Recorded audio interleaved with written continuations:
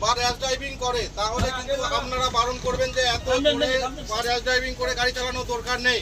কারণ যদি একটা অ্যাক্সিডেন্ট ঘটে তখন কি হবে? সুস্থভাবে পৌঁছাতে পারবেন যেখানে যাওয়ার, পৌঁছাতে পারবেন না। তাহলে আপনাদের উচিত। নতুন বছরে দুর্ঘটনা বেড়েই চলেছে গোটা পশ্চিম মেদিনীপুর জুড়ে। প্রতিদিনই bus, truck, mini truck, van, ambulance, সেই সঙ্গে দুর্ঘটনার কবলে পড়ছে বাইক আরোহীরা। একদিকে যেমন প্রাণ যাচ্ছে, সেই সঙ্গে ক্ষয়ক্ষতি এবং মানুষের মধ্যে অশান্তির সৃষ্টি হচ্ছে, যা রোধ করতে গিয়ে সমস্যার সম্মুখীন হচ্ছে পুলিশ প্রশাসন।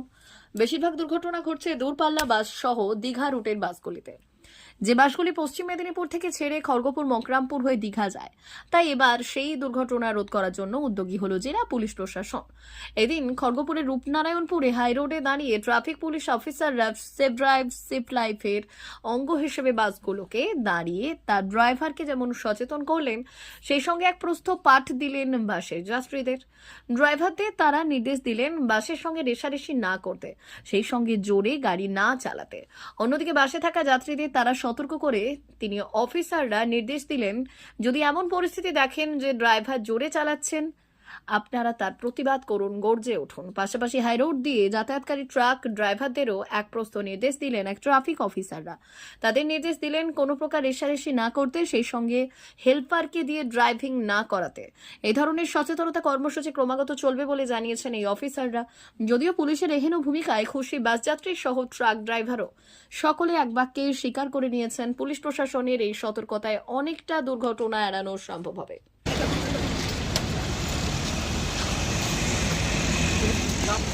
বলা হচ্ছে যদি ড্রাইভার সাহেব অতিরিক্ত স্পিডে গাড়ি চালায় আপনারা কাইন্ডলি স্পিডে চালানোর জন্য বন্ধ করতে বলবেন। যদি একটা দুর্ঘটনা ঘটে যায় তখন কি করবেন? ঘটনা ঘটে গেলে কি করবেন? সুস্থভাবে সঠিক জায়গায় পৌঁছাতেই পারবেন না। যাত্রী সাধারণের পক্ষে খুবই ভালো, খুবই দরকার। আর ড্রাইভারকেও সচেতন হওয়া উচিত। আপনার অ্যাক্সিডেন্ট যিনি উনি বললেন, স্যার বললেন না, যন্ত্রণা হচ্ছে আর রিসার্চের গাড়ি চালাতে লাভ নেই, মৃত্যু তো আমাদের আপাতত হবে। দেখেছেন গাড়ি চালা দরকার, আর স্পিড যাওয়ার আমার কোনো দরকার নেই। যেটা উনি বলেছেন খুব ভালো কথা বলেছেন, এমনকি আমাদের স্বার্থের কথা বলেছেন, যেটা বলেছেন দরকার এটা বলা, প্রত্যেকটা ড্রাইভারকে এটা সচেতন হওয়া উচিত। আপনি কোথা থেকে কোথায় যাচ্ছেন? আমি যাচ্ছি এখন আপনার দুর্গাপুর থেকে দীঘা। কি নাম আপনার? পবিত্র সূত্রধর। এই পুলিশ যে সচেতন করছে, ভালো উদ্যোগ হওয়া উচিত। অবশ্যই এটা হলে দুর্ঘটনা কমবে। কিভাবে দেখছেন বিষয়টা? এটা নিশ্চয়ই ভালো, সবার জনসাধারণের জন্য তো অবশ্যই ভালো। মানে প্রচুর তো দুর্ঘটনা ঘটে, এতগুলো জীবন একটা ড্রাইভারের হাতে, কি বলবেন যে পুলিশ আস্তে গাড়ি চালানো তো অবশ্যই দরকার, সবারই দরকার, কারণ সবাই সেফভাবে বাড়ি পৌঁছাতে চায়। কোথা থেকে কোথায় যাচ্ছেন আপনি? খড়গপুর থেকে মকরামপুর। কি নাম আপনার? কেয়া পণ্ডিত। দুর্ঘটনাটা ঘটেই চলে, ড্রাইভারদের মনে হয় সতর্ক করা উচিত নয় কি? উচিত, পুলিশের উচিত। ঠিক, কি নাম আপনার ম্যাডাম? প্রতিমা দাস। ওদেরকে বলা হচ্ছে দেখুন গাড়িটা আপনাকে চালান, আমাদের জীবন নিয়ে তো আপনি যাচ্ছেন, আমরা এতগুলো প্যাসেঞ্জার আছি। এবার ওরা বলে আমাদের টাইমিংসে পৌঁছাতে হবে, না হলে আমাদের স্টেশন ম্যানেজার আমাদেরকে আটকে রাখবে, ওদের জন্য ফাইন ওইভাবে ওদেরকে আটকে রাখবে।